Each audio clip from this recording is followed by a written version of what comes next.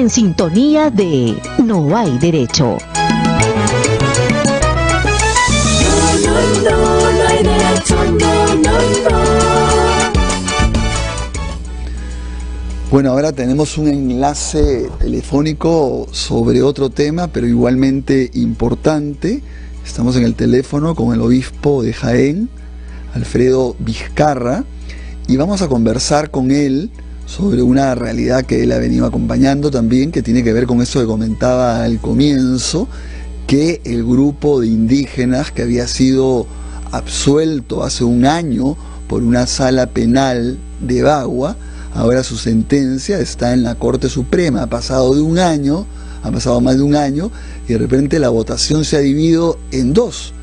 Por un lado, hay dos vocales supremos que dice esta sentencia, además que ha marcado un hito histórico, porque contempla una serie de aspectos de multiculturalidad, en fin, que absolvió a este grupo de indígenas.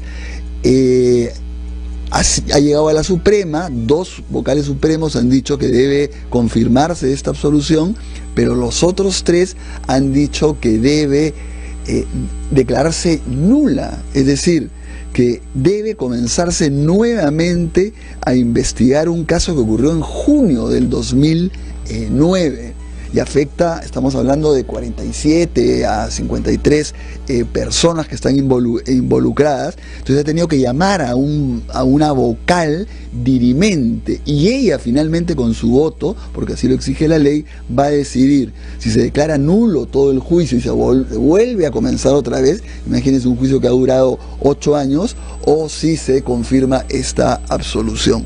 Entonces vamos a conversar sobre eso, con el obispo de Jaén.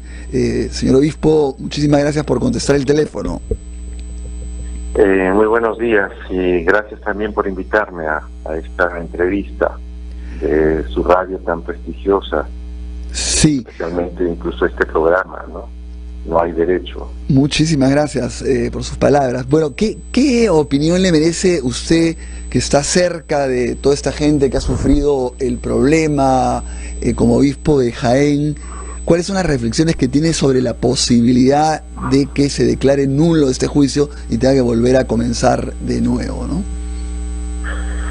Yo lamentaría mucho que se declarara nula la sentencia respecto de esos 4 delitos que no son de la misma gravedad de los otros 4 que más bien han sido reconocidos, ¿no? Quiero decir, cuya sentencia ha sido reconocida.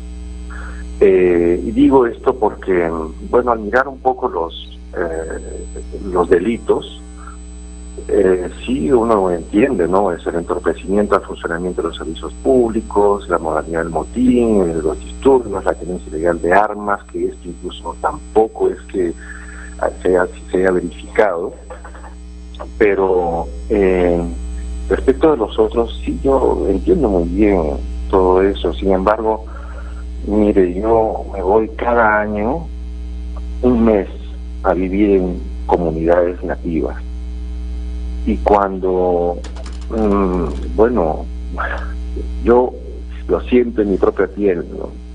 Por estar allí con ellos, las condiciones en las que viven estas poblaciones, a las que el Estado se ha aproximado hace muchos años para ofrecerle servicios, ¿no?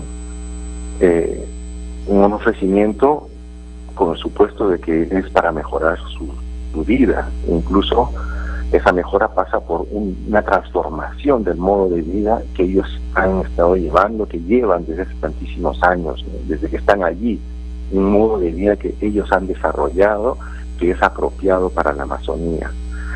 Bueno, este ofrecimiento es tan malo, lo siento mucho en tener que decir esto, porque no lo digo como no sé, con un espíritu de revancha, en fin, con un dolor, porque así ha llegado, y el servicio en educación, en salud, en comunicación, en la administración misma, todo es, si despertó en algún momento en los nativos alguna expectativa, esa expectativa pues ha quedado muy por debajo de lo que podrían haber esperado. Entonces, no sé cómo poder hablar de delito contra la seguridad pública en la modalidad de entorpecimiento cuando nosotros hemos entrado para entorpecer la vida de estas personas. Delito contra los poderes del Estado en el orden constitucional, cuando, bueno, pues es igual, se ha entrado para romper completamente toda una vida que era bien llevada en ese momento, ¿no? Y que, bueno, pues además el origen de estos juicios en los que están ahora envueltas estas poblaciones es justamente porque el Estado entró para arrasar de alguna manera con esas leyes que fueron aprobadas en aquella época, ¿no? Para destruir de manera... Esa fue la sensación, por lo menos, que estuvo y que motivó todo lo que sucedió. Entonces, a mí de verdad hay que ponerse... No es solamente pues un juicio, esto es algo más, ¿ven? Yo lo venía insistiendo en todas las comunicaciones que he hecho desde el 2015. He escrito 3 artículos y que van en ese sentido, y que ojalá pues estos juicios no sean simplemente para ya encontrar un chivo expiatorio responsable, cuando se trata en realidad de una manera diferente de ver la Amazonía. Y el Papa nos lo ha dicho muy claramente. Tenemos que salir del paradigma que considera a la Amazonía como una despensa inagotable, de la que hay que extraer todos los recursos, y además sin tener en cuenta a las poblaciones que ahí viven. Esa es la causa, el origen de todo este conflicto, y eso no se puede tener en el olvido, no se puede dejar de considerar en un proceso. Y hay responsables mayores sobre esto, y ahí estamos todos los peruanos, yo creo. Claro, porque se trata de un cambio de vida, de mirada. Hay que cambiar nuestros ojos.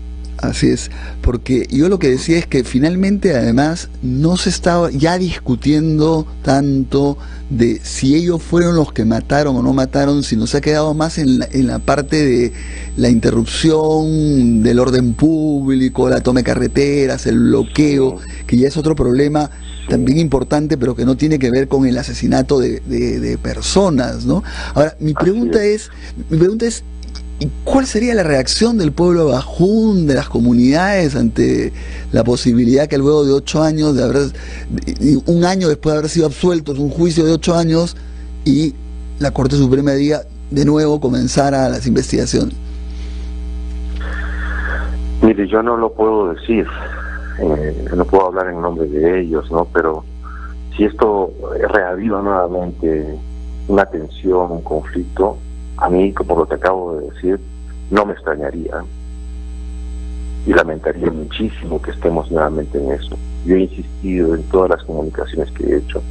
Se trata de que conversemos, de que nos sentemos a dialogar, pero no pues desde una posición ya tomada, que mira solamente la Amazonía así como vamos a aprovechar, ese es el desarrollo, el futuro del Perú. Por favor, piensen en esta gente, lo que acabo de decir.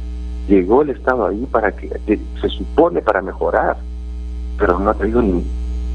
De verdad que ha complicado muchísimo la vida de estas personas.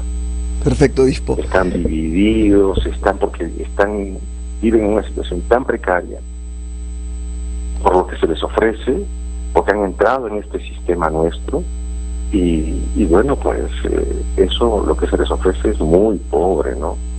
Y entonces tienen toda la razón de reclamar. Por supuesto. Entonces, bueno, si el resultado fuera así, como usted lo dice, pues yo, de verdad, estaríamos azuzando nuevamente el conflicto. Perfecto. Muchísimas gracias, obispo, por este enlace telefónico y muy elocuente y reveladoras sus palabras. Muchas gracias. Bueno, muchas gracias a ustedes. Hasta luego. Hasta luego. Bueno, sí, pues, como yo les digo, a mí me tocó por razones de trabajo. Yo estaba en esa época en el Instituto de Defensa Legal cuando ocurrió estos hechos en el 2009, y estuve a los 2 días, o sea, casi al día siguiente de haber ocurrido los hechos, y realmente fue dramático lo que pude presenciar, porque realmente había habido se habían matado entre policías e indígenas, un poco sin saber por qué, sin razón de ser, producto de un operativo que no tenía ningún sentido, pésimamente mal diseñado, cuando los indígenas que estaban en la carretera protestando porque se habían dado unas leyes que los afectaban, ya habían acordado con las autoridades policiales regresarse a sus comunidades.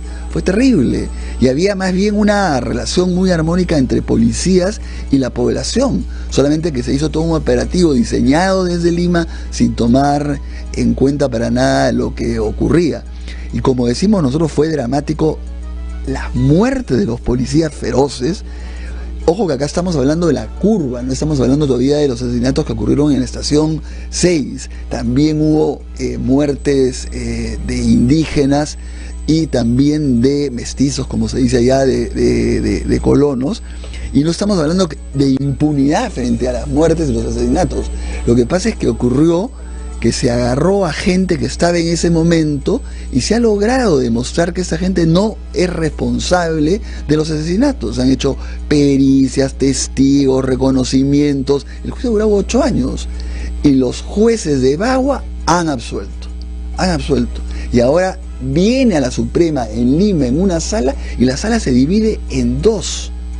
Lo cual, fíjense ustedes la duda que hay sobre, y lo que se discute ahora fundamentalmente no es tanto los asesinatos, sino es si esto finalmente era una toma de carretera, no una toma de carretera, interrumpía, no interrumpía.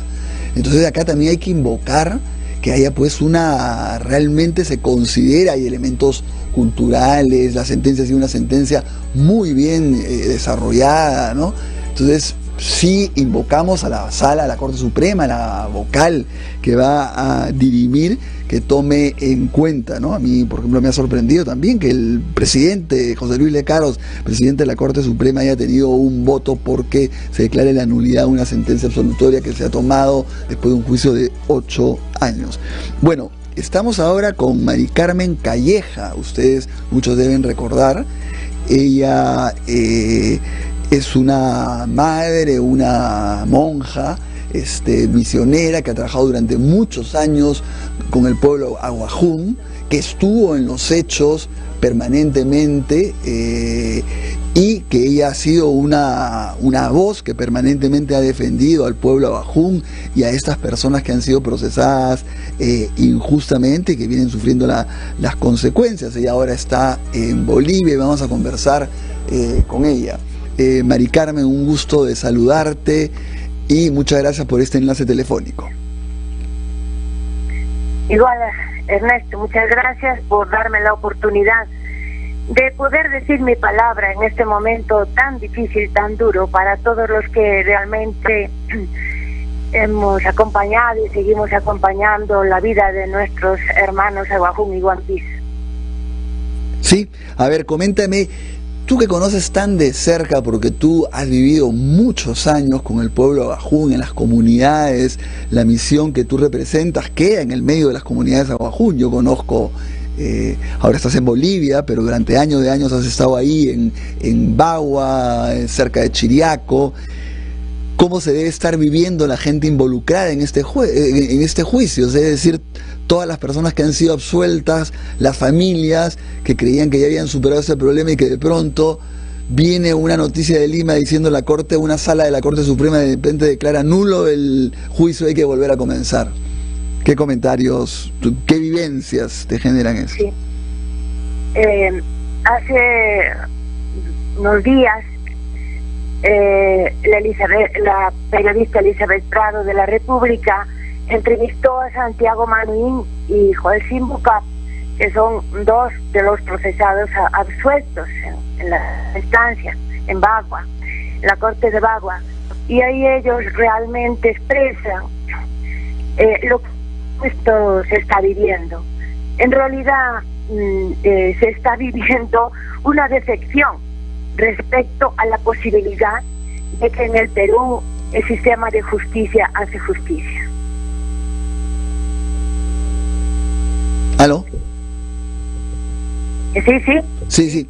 Entonces ellos han expresado muy bien lo que significa para ellos de decisión, porque han hecho un esfuerzo enorme durante 2 años y medio que duró el proceso de Curva del Diablo para demostrar su inocencia, y realmente la sentencia emitida por la Sala Penal de Bagua es una sentencia reconocida como que sólida, que fundamenta ciertamente la inocencia de aquellos que son acusados siendo inocentes. Así es. Además, yo creo que tú has sido testigo, y muchos de nosotros también, de lo que ha significado para las comunidades indígenas poder afrontar este juicio, porque no es que la sala penal donde se realice el juicio quede al costado de la comunidad, se han tenido pues que desplazar permanentemente, gastando un montón de plata, dejando sus labores, con el riesgo a ser detenidos. Algunos han estado detenidos. Han sido años realmente de un calvario increíble para esta gente que veía como una luz al final del túnel, siendo inocentes. O sea, reitero, ¿no es cierto? Porque estamos hablando de gente que no ha cometido asesinatos que deberían haber sido verdaderamente investigados y sancionados, ¿no? Entonces sería terrible volver a tener que pasar por todas estas actividades que implica afrontar un juicio con una precariedad económica y quedando las comunidades lejos del lugar donde se realiza el juicio, ¿no? Ciertamente, yo he participado personalmente en varias de las audiencias, que fueron 63 audiencias. Y 63 audiencias, imagínense. Todo el esfuerzo que ha supuesto para los 53 procesados cumplir y asistir puntualmente, algunos haciendo viajes largos de 2 días, los que pertenecen al río Santiago, allá en la cordillera del Cóndor, otros pues un día, otros un poco más cerca, y ellos justamente estaban convencidos de que es posible en el Perú acceder a la justicia, acceder a una sala penal que va a escuchar sus razones por las cuales ellos son inocentes, ¿no? Y yo también he participado yo como testigo en el proceso, y entonces yo recuerdo, por ejemplo, clavado en mi corazón sus declaraciones, sus propios testimonios, y también recuerdo con mucho agradecimiento la defensa ejercida por los abogados de nuestras instituciones que conformamos el colectivo Yo Soy Bagua. Con qué, contundencia, con qué profundidad han podido analizar y, aclarar aquellas acusaciones del Ministerio Público que en realidad efectivamente no tenían fundamento. Podíamos hablar aquí todo el día diciendo de qué manera han sido detenidos, de qué manera han sido llevados a un juicio, algo así como diciendo, de todos los que han participado en las movilizaciones, ejerciendo un derecho de defensa de su territorio, estos son los que hemos podido agarrar, y ellos ahora que respondan por delitos, efectivamente hubo delitos, y ellos que respondan como si ellos hubieran sido los autores, y eso se ha demostrado que no es así, se ha absolvido a inocentes. Perfecto. Bueno, Mari Carmen, muchísimas gracias por tus palabras, y estamos en contacto contigo, y esperemos pues que esto no vuelva a ocurrir, en el sentido que no se declare la nulidad de una sentencia que ha tomado 8 años en adoptarse. Muchas gracias, Mari Carmen. Sí, pero mi invocación a la doctora Iris Pacheco, que tiene en su mano el poder inclinar la balanza de la justicia, mi invocación a que realmente se haga justicia. Y gracias, Ernesto, también por darme la palabra. Mari Carmen. Bueno, muchas gracias. Yo les contaba, vamos a hacer ahora un enlace telefónico donde estamos llamando a la ex ministra de Justicia, Marisol Pérez Tello, porque ella también estuvo relacionada se relacionó al tema de Bagua, pero yo les quería comentar que justamente con la hermana Mari Carmen Calleja, al día siguiente o a los 2 días que estuvimos en el lugar de los hechos, en la Curva del Diablo y en Estación 6, yo les contaba que a mí me tocó estar, y era dramático porque justamente uno se encontraba con los familiares de los policías que habían sido asesinados y era espantoso. Además había desaparecido el mayor Bazán, que sigue desaparecido, y a la vez los indígenas regresaban a sus comunidades y nos tocó con la hermana Mari Carmen acompañarlos, y era realmente impresionante ver cómo en la carretera los esperaban sus familiares que habían salido de las comunidades caminando varias horas o días, y se abrazaban, lloraban, porque habían estado pues muchos días, 2 meses protestando, y en realidad después se dio la razón, se vio que tenían la razón de protestar contra estas leyes, porque se dijo que estas leyes impedirían que se firmara un tratado de libre comercio, cuando las leyes fueron derogadas y no ocurrió absolutamente nada, y más bien fueron leyes que se dieron sin ninguna consulta. Y volvemos a insistir, no es acá que estamos defendiendo a que no se sancione las muertes, los asesinatos que hubieron. Sí, lo que pasa es que se agarró a gente que estaba ahí y que se ha demostrado que eran totalmente inocentes. De esas personas estamos hablando. Bueno, estamos en el teléfono con Marisol Pérez Tello, ex ministra de Justicia, quien en su función se vinculó también a este tema, fue a la zona, los visitó, se preocupó mucho por lo que estaba ocurriendo y los rezagos de lo que había ocurrido en Bagua. Doctora Pérez Tello, muchas gracias por contestarnos el teléfono. ¿Cómo estás, Ernesto? Muy buenos días. Bueno, ¿cuáles son? Estamos pues muy preocupados con esta posibilidad que este juicio que ha durado durante 8 años, que hace 1 año fueron absueltos todos estos más de 50 indígenas, y ahora hay la posibilidad que a partir de un voto dirimente vuelva el caso a foja cero y tenga que comenzarse de nuevo. ¿Cuáles son, tú como abogada, como defensora de derechos humanos, como ex ministra, qué nos puedes decir?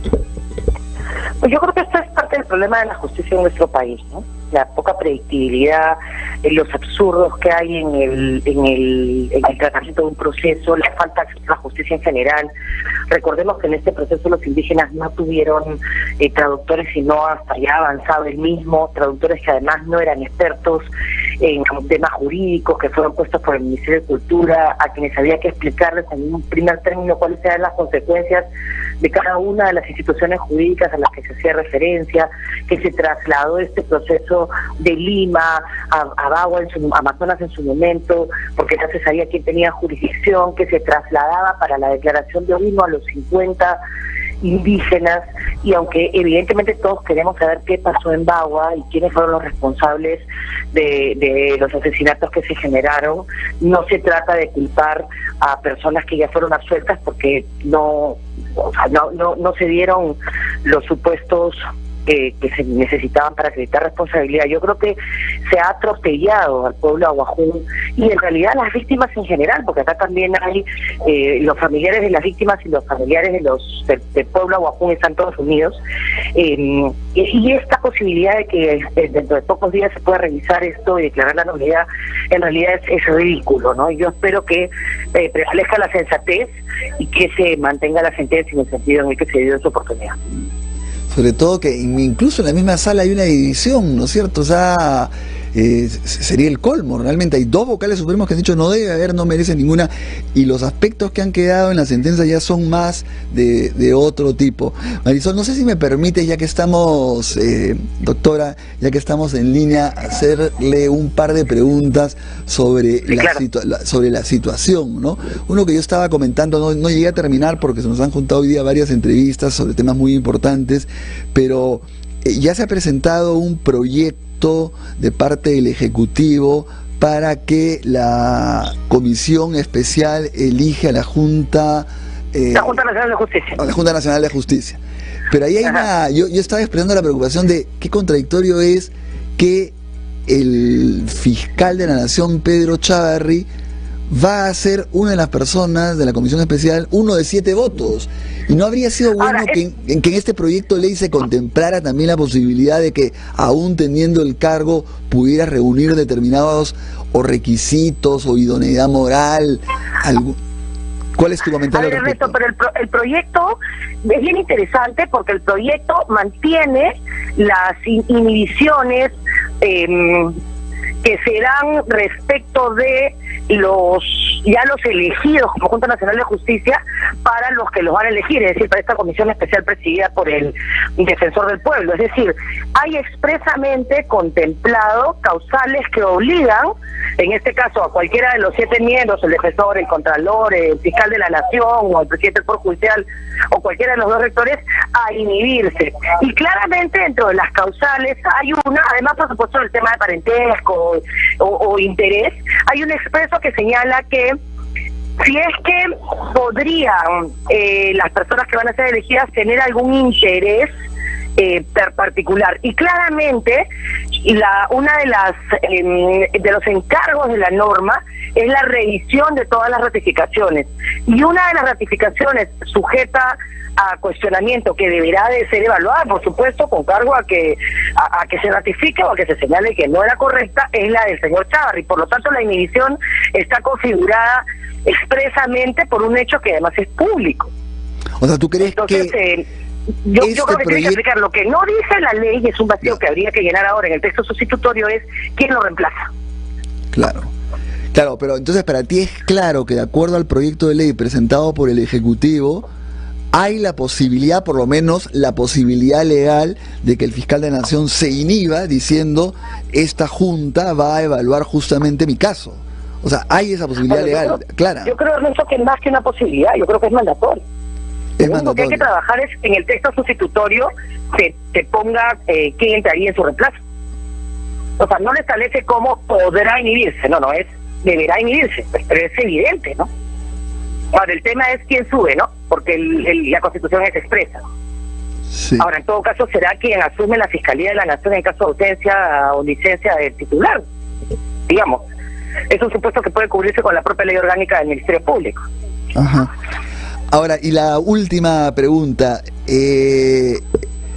¿cómo ves el asunto de la actuación de del grupo especial de fiscales y esta denuncia que ha hecho el propio coordinador del equipo especial en la audiencia de prisión preventiva en la apelación de Keiko Fujimori sobre esta hostilización desde el interior mismo de la institución?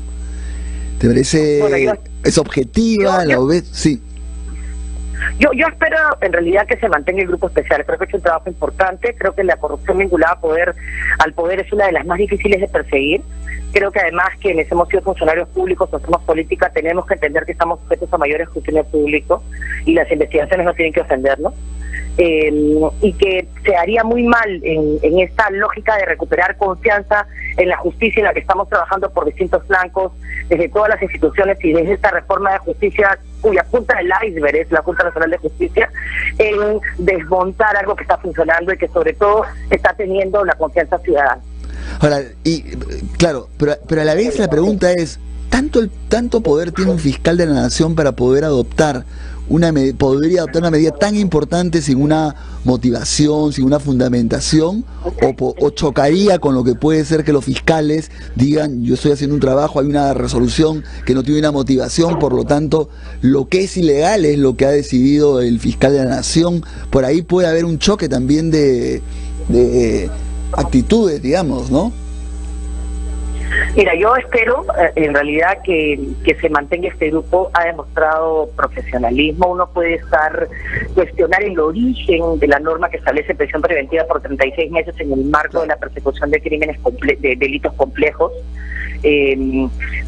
más allá de estar en contra de los casos individuales, porque eso es una barbaridad. Esta norma tiene casi 4 años y recién se cuestiona cuando son sometidos a esta prisión preventiva de determinados personajes públicos. Entonces, el cuestionamiento a la norma es una cosa y el cuestionamiento al caso particular es otra, y tiene obviamente intereses que no son los correctos. Entonces, creo que el fiscal fiscal de la Nación, y de verdad es algo que espero y que creo que esperamos todos los peruanos, dejar que un grupo de trabajo que está haciendo las cosas con seriedad y con responsabilidad se mantenga y nos dé a todos la tranquilidad de acusaciones fiscales ajustadas a derecho y de procesos justos. Finalmente existen también instituciones del Poder Judicial o el Tribunal Constitucional que podrían equilibrar las cosas si es que hubiera habido algún exceso, pero yo creo que la investigación se está haciendo bien, que el acuerdo con no derecho es un acuerdo que hay que proteger porque puede abrir la puerta a muchas más a mucha más información que puede ser útil para el Perú y para encontrar la verdad que todos buscamos. Perfecto, doctora Pérez Tello. Muchísimas gracias por este enlace telefónico. Ernesto. Muchas gracias. Gracias. Hacemos un corte y regresamos. Ya regresamos en No hay derecho. No hay derecho, no hay derecho.